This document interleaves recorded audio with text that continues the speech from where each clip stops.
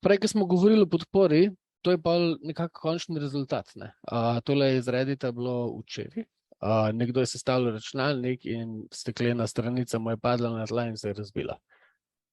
Uporabnik je kriv, absolutno. Nekaj je kupil in je vrgel ob tla in se je razbil. V nobeni garanciji ne piše, da mu karkoli pripada.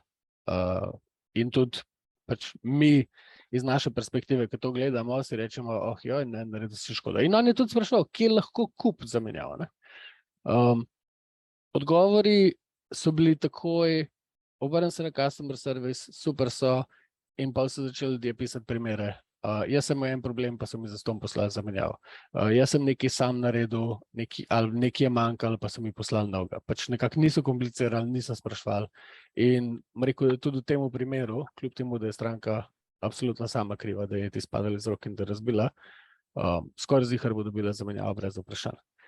Ker ta del customer experience na tej točki je velikrat razlika med tem, a je nekdo pač lifetime stranka ali je samo en izdelek kupil. In cena sam tega enega dela je nič v primerjavi z rezultatom, ki ga dobiš nazaj.